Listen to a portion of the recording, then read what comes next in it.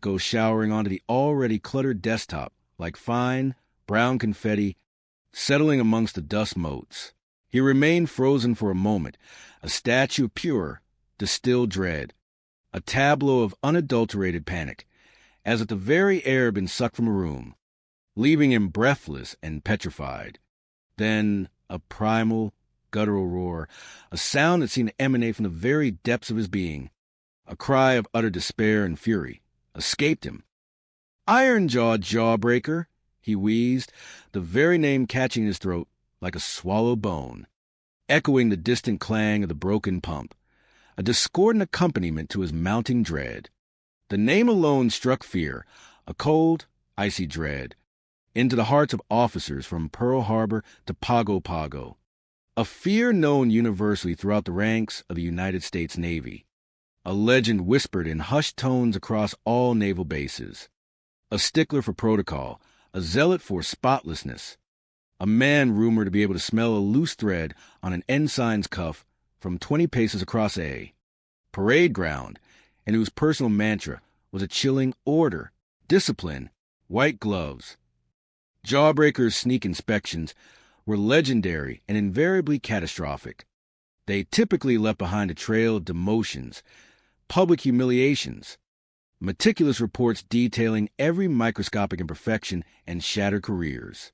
Whole squadrons have been reassigned, entire units disbanded, due to his unforgiving eye and his almost pathological obsession with order.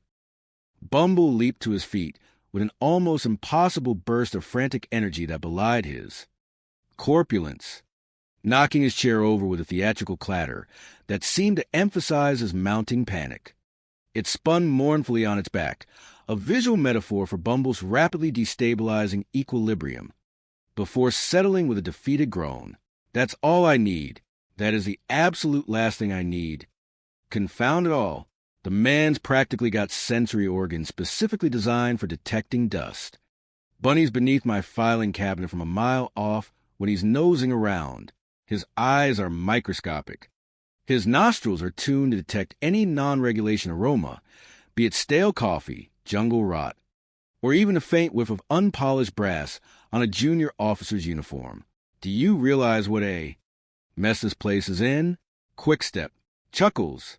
Do either of you, in your limited understanding, have even the faintest, most microscopic understanding of the colossal, unprecedented, utterly soul-destroying mess this entire atoll has become?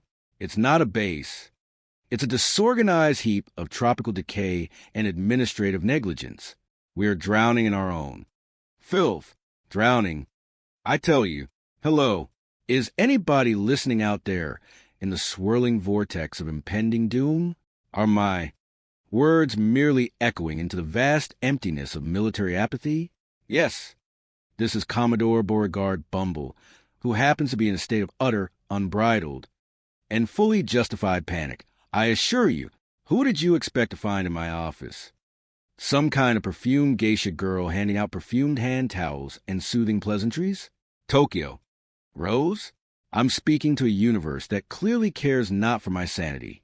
We're facing total annihilation by tidiness. He will literally find dust in our soul, gentlemen, and punish us for it. Oh, the ignominy, the utter, soul-crushing, career-ending ignominy. He paced frantically, a desperate, bewildered flurry of movement, tripping over a discarded uniform boot and nearly going sprawling into a stack of requisition forms. His indignant outburst, a crescendo of bureaucratic rage that seemed to shake the very foundations of the flimsy office, was abruptly interrupted by the persistent, jarring, almost malevolent ringing of his field phone, a rusty, temperamental beast of a contraption that seemed to possess an almost malicious sense of comedic timing, ringing exactly at the worst possible moment. He snatched it up, glaring at the receiver, as if it were personally responsible for his impending doom, and indeed, for the entire unfortunate situation of war and the very existence of Admiral Jawbreaker. Yes, this is Commodore Bumble, and I am currently at the precise epicenter of unmitigated chaos. If you must know, So spare me your pleasantries, your meaningless salutations. Who did you expect to find in my office? Some kind of siren, singing sweet songs of peace and tranquility? Tokyo Rose? Speak. Confound you. Speak your piece before I tear your metallic, infernal existence limb from limb. He paused, listening, his brow furrowing deeper with each strained, whining syllable he heard through the crackling line, his already florid complexion darkening further to a dangerously purple-black. What? The Sinks? In the Petty Officers Club? Are backing up? You mean the foul, putrid effluvium of yesterday's rations is slowly but surely creeping its way onto the dance floor. The horror. So, what do you expect me to do about it? You utterly clueless imbecile. Do you take me for a common laborer? For a greasy artisan of pipes? I'm the commanding officer here, man. The supreme authority. I'm not a plumber. Does my uniform, emblazoned as it is with the glorious insignia of command, the very symbols of strategic brilliance, bear the humble, mud-stained insignia of a Master Chief Plumber's Mate First Class? I think not.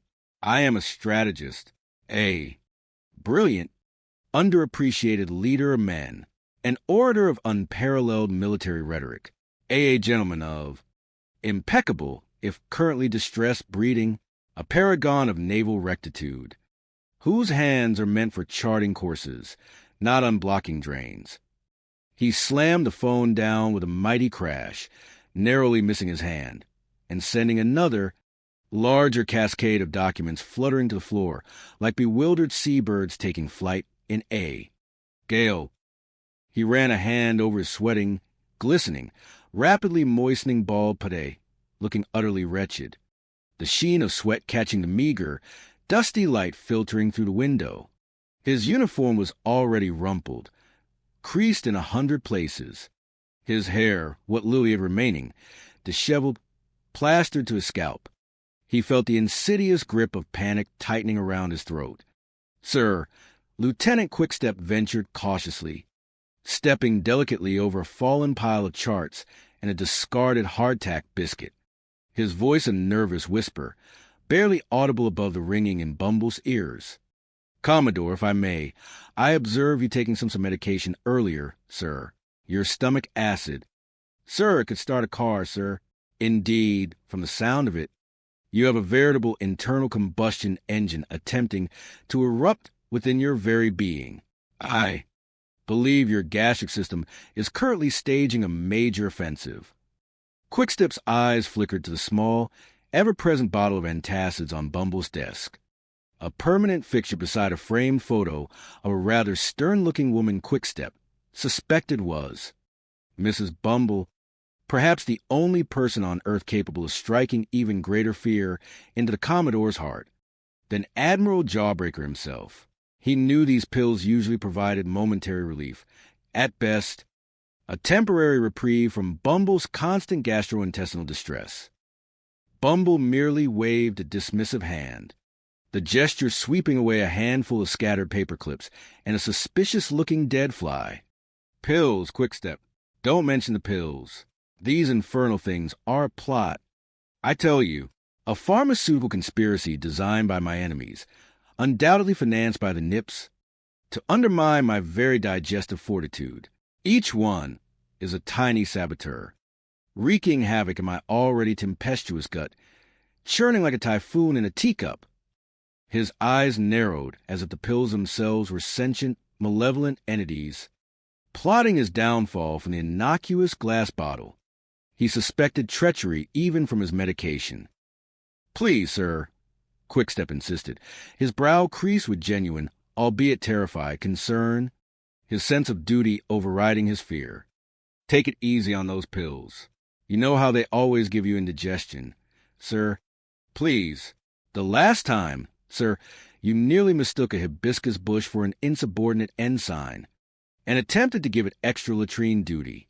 It was a rather embarrassing botanical encounter, sir, that almost led to a diplomatic incident with the island flora.